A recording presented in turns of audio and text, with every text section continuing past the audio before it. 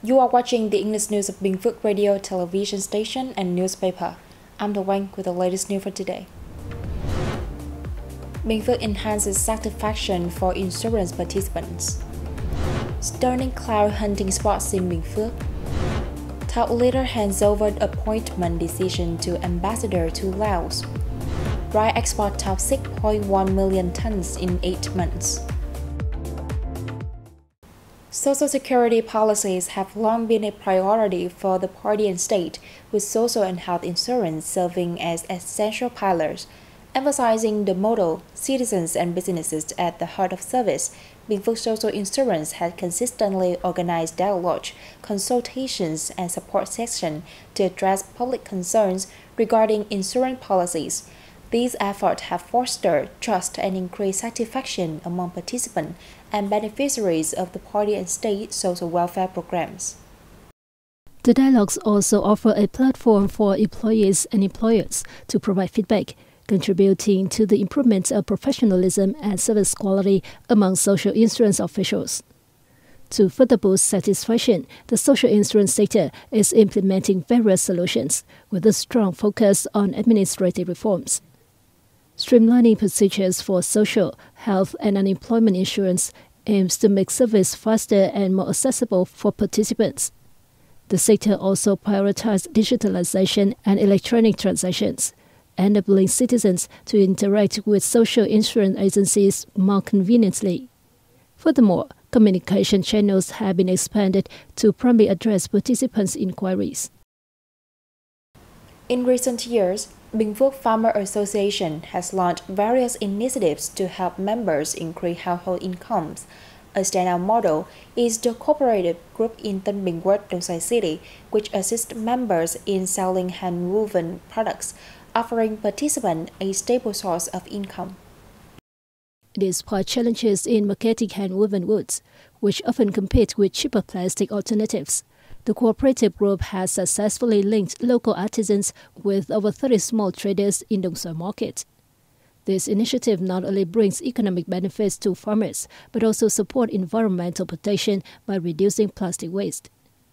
As a result of this innovative approach, hand-woven products have gained increasing popularity, showcased at local exhibitions and agriculture fairs.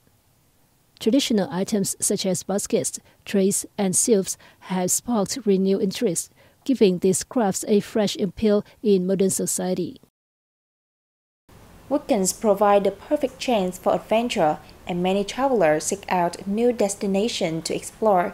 For those visiting Binh Phuoc, one must-see attraction is the province's renowned cloud hunting spot. Situated in Thống Nhất Commune, Bù District, along the route from Binh Phuoc to Đà Lạt, this scenic destination is famed for its breathtaking morning views. In the early hours before sunrise, as the mountains lie still, clouds drift through the trees. These thick white clouds float around the hills like giant cotton balls, creating a mesmerizing natural spectacle. The serene and picturesque scenery captivates both tourists and locals. The ideal time for cloud hunting is between 5:30 and 8 a.m., depending on the weather. This spot has become a highly recommended destination for its unforgettable sunrise experience, making it a standout attraction for tourists to Binh Phuoc.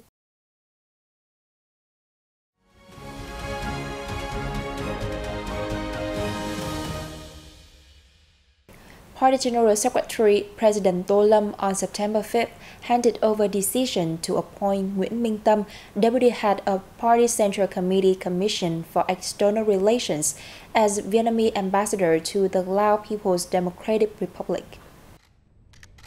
The leader asked the newly appointed ambassador to keep improving his political mettle and uphold the spirit of solidarity, example setting and discipline at the embassy as well as other Vietnamese representative offices in Laos. He also requested the ambassador to continue keeping close tabs on the situation at home and in the host nation to propose policies and strategies, making contributions to developing the bilateral relationship amidst more complicated developments in the region and the world. The ambassador said he will work to bolster collaboration in defense, security and external affairs, while creating breakthroughs in economic cooperation, including enhancing connectivity among the Vietnamese, Lao, and Cambodian economies regarding institutions, infrastructure, energy, telecommunications, and tourism. The 2024 to 2025 academic year started on September 5th with opening ceremonies held in schools across the country.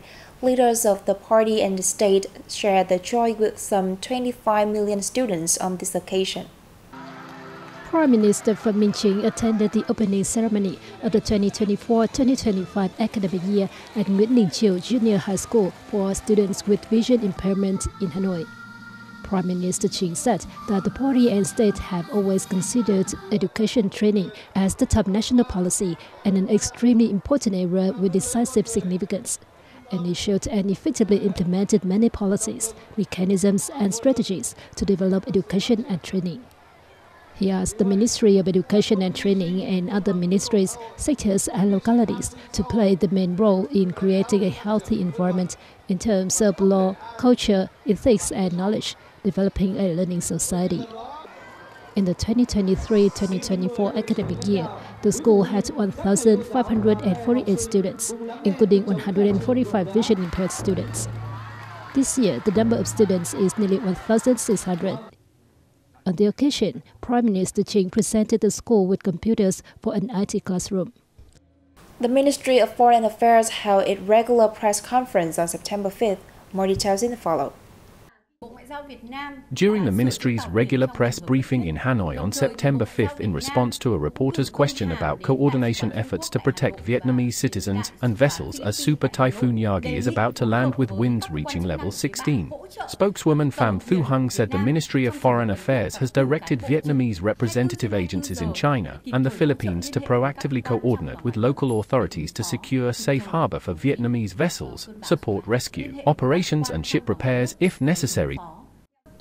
Turning to the protection of Vietnamese citizens abroad, Hang addressed concerns about the 666 migrants stranded at Sao Paulo Garulhos International Airport in Brazil, including several Vietnamese citizens.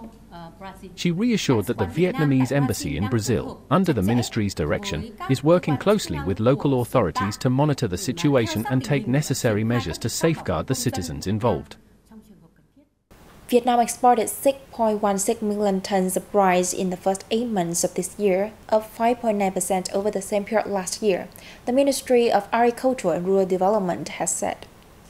In the reviewed period, revenue from rice exports reached nearly $3.85 billion, a year-on-year growth of 21.7%.